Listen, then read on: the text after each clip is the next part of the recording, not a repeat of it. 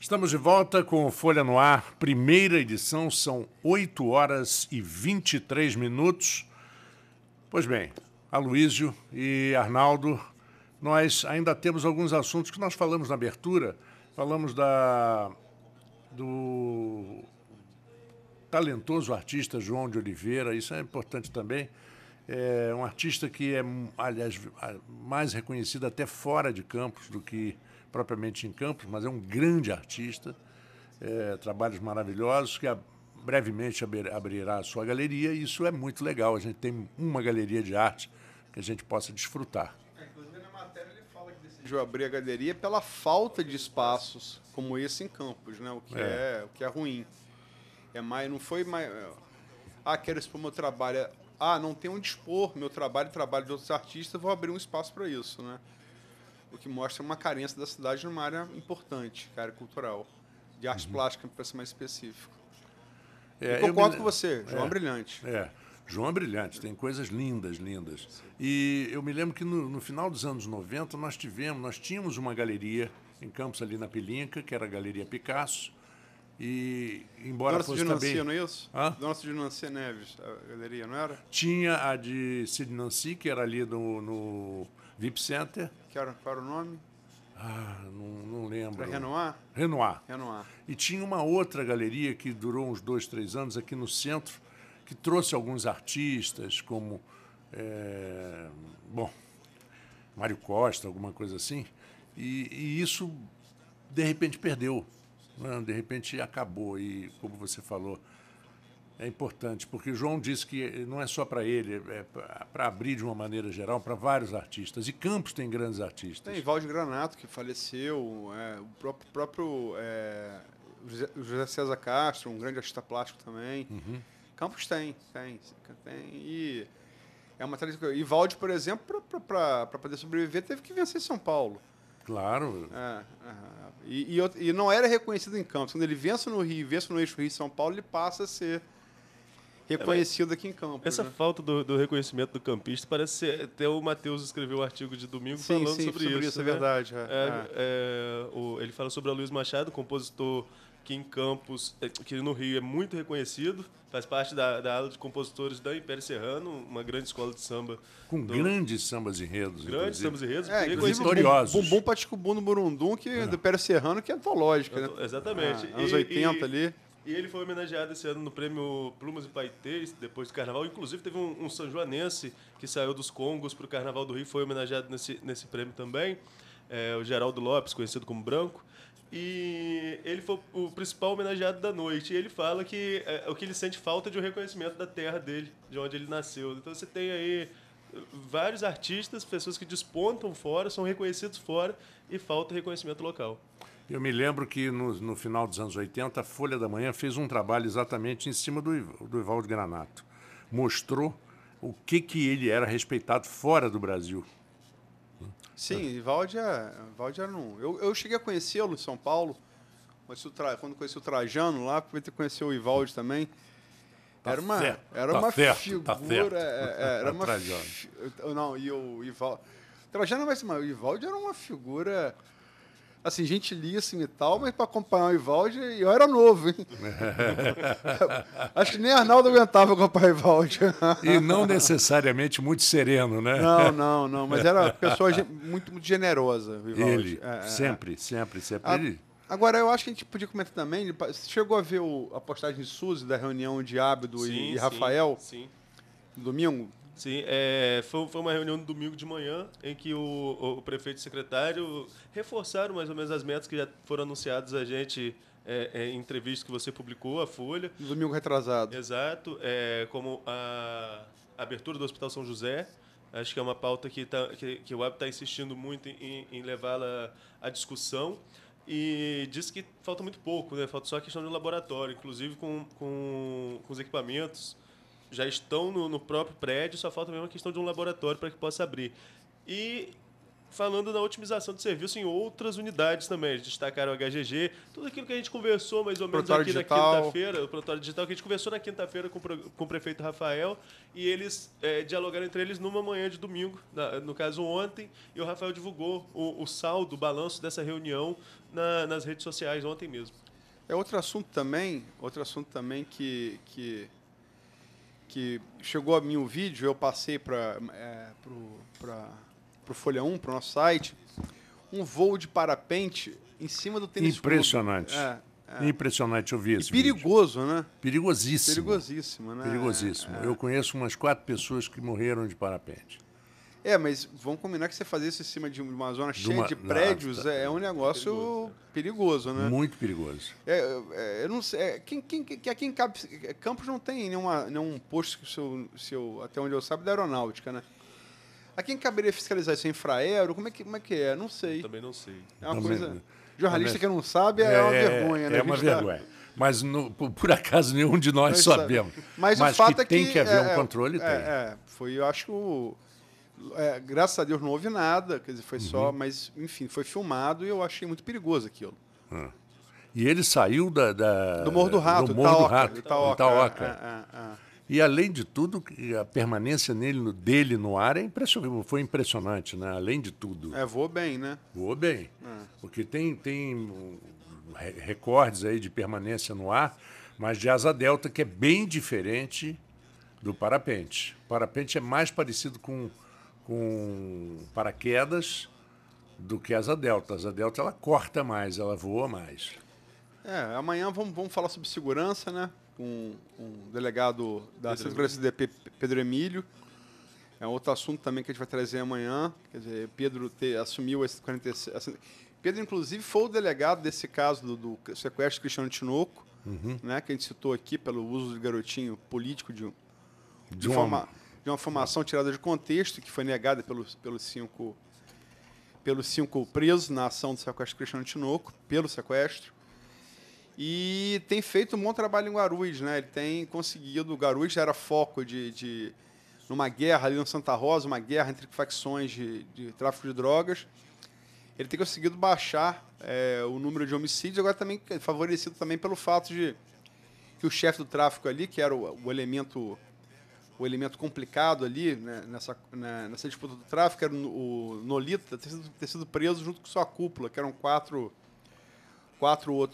outros bandidos que foram presos a partir do sequestro e tortura de uma menina, né, de um outro bairro, né, uma área rival, né?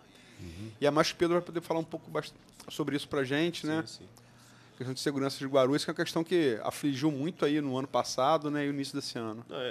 A violência em Guarulhos que fez ou faz ainda Campos figurar nos rankings internacionais que a gente sempre aborda de cidades mais violentas do mundo. Entre as cidades mais violentas do mundo. 35ª. E como você destacou, é a única do sul-sudeste nessa relação. É a única fora do eixo norte-nordeste brasileiro que figura nesse ranking. Pois é, né? Então, mas agora você tem aí também, amanhã a gente vai poder abordar isso melhor com o delegado, meio que uma trégua, né? Você tem uma redução bem impactante do número de homicídios nessas regiões. Tem outra questão também que a gente falou pouco, né? Mas no esporte, Flamengo ontem campeão da Taça Rio. Eu estava de plantão ontem à noite, já tinha feito o texto do Vasco, inclusive, quando o Arrascaeta fez o gol aos 48 e levou para a disputa de pênalti. É um título que não vale nada. Não. É um título de turno. Mas eu acho que o Matheus Berriel, que estava de plantão no final de semana, deu um título que é interessante. A rivalidade era o superior ali em campo, né? Apesar do Flamengo não jogar com o time titular, mas a rivalidade você via que estava presente no Clássico. O Maracanã não estava lotado, mas com bastante gente. E para os tricolores, né?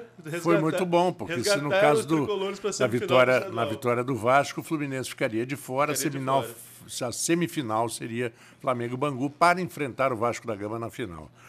Mas eu assisti alguns momentos, eu estava aqui na rádio, eu ouvi a narração aqui, Primeira FM de Campos a fazer uma narração, FM original, né, da cidade, fazer uma narração de futebol ontem com os craques da bola, que foi excelente a experiência. E E depois eu assisti alguns momentos, o jogo foi muito interessante, foi muito vibrante, né? Pelo menos mostrou rivalidade, como disse o Arnaldo. E no cenário internacional tem a visita do Bolsonaro a Israel, né? Que começou ontem. Já tiveram lá a assinatura de alguns acordos, assinaturas também. Como disse o Bolsonaro, foi um casamento, né? Para aproximar os povos. O Bolsonaro tem mania de casamento, né? Ele falou que estava se casando com o Congresso, depois queria namorar o Gabeira, agora está se casando com Israel. É um moço casadoiro, né? Exatamente. Deve ser devoto de Santo Antônio. Benjamin Netanyahu, aquela voz também dele, potente. Acho que isso deve estimular alguma coisa o Bolsonaro para querer casar, né? Eu também. Eu nem quero entender muito bem quais são as. Que, aliás, vai ter eleição agora em Israel, né? Pelo cargo de primeiro-ministro. Ele concorre com um general, estamos falando tanto de militares, um general super condecorado de Israel, que vai concorrer com ele. E Netanyahu tem denúncias no Justiça de Israel de corrupção, denúncias bem fortes, bem consistentes, né?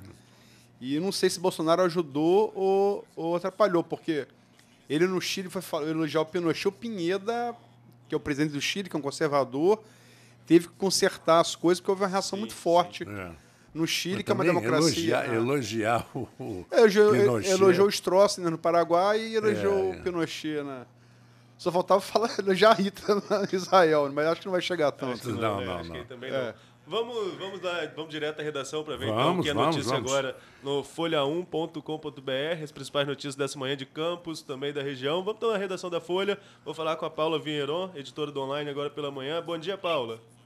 Bom dia a todos os ouvintes. Bom dia, Arnaldo, Luiz e Marco Antônio. Vamos aos destaques dessa segunda-feira. A cidade de Campos registrou mais um homicídio nesse final de semana. Um jovem de 25 anos foi morto a tiros na localidade de Conselheiro Josino. De acordo com a Polícia Militar, Felipe Soares da Silva foi encontrado caído na rua Projetada 8. Com mais este crime, sobe para 36 o número de homicídios em Campos somente em 2019, segundo o levantamento da Folha da Manhã. Policiais civis e militares do Rio de Janeiro que prenderem procurados pela Justiça poderão receber a recompensa do Disque Denúncia. A lei foi sancionada pelo governador Wilson Witzel e publicada no Diário Oficial da última sexta-feira. A lei determina que o prêmio seja pago se houver divulgação prévia da recompensa e se a captura do foragido tiver sido feita apenas com meios da própria corporação. A recompensa não valerá quando os policiais utilizarem informações dadas por terceiros ao Disque Denúncia. Estudantes podem pedir isenção no Enem a partir de hoje.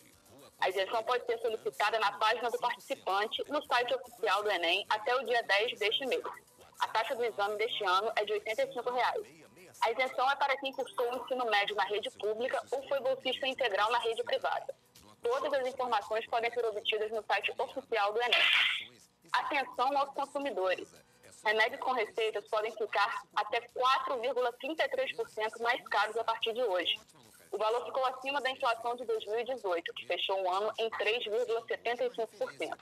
De acordo com o Ministério da Saúde, o percentual é o teto permitido de reajuste. Cada empresa pode decidir se vai aplicar o índice total ou menor.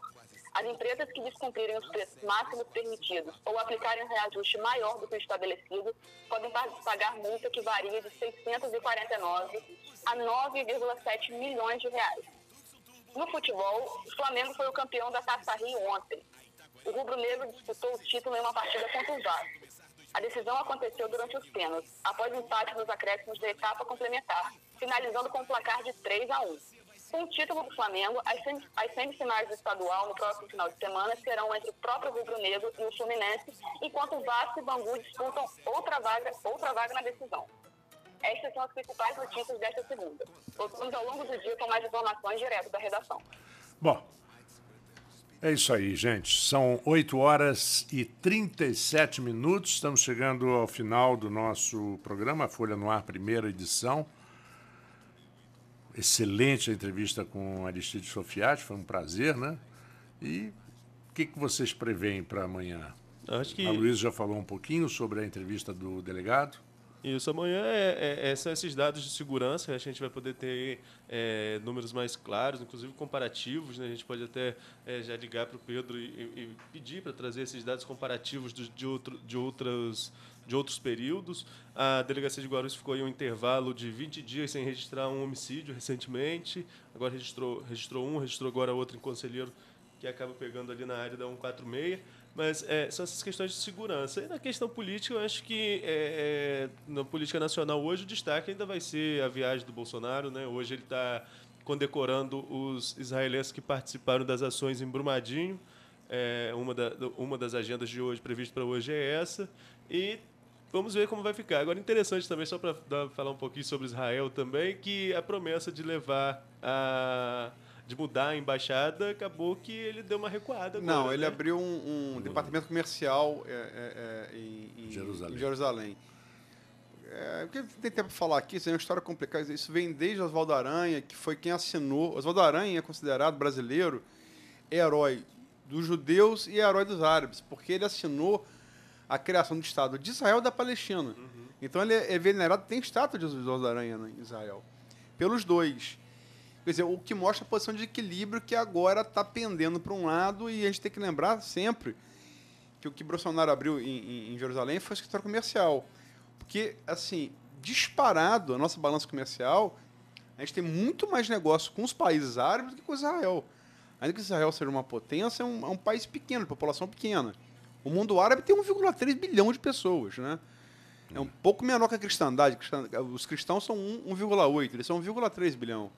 Então não dá nem para comparar comercialmente o que o Brasil vende para os árabes e o que o Brasil vende para os judeus. Agora, eu acho que amanhã, Pedro, mais do que a frieza dos números, vai poder nos trazer a sua impressão pessoal, né? Sim.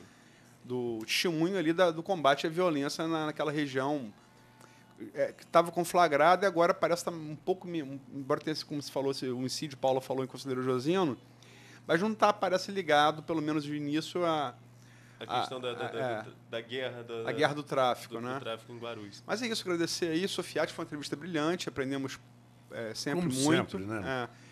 E agradecer aí, Marco, Arnaldo, você, sobretudo, ouvinte. Até amanhã.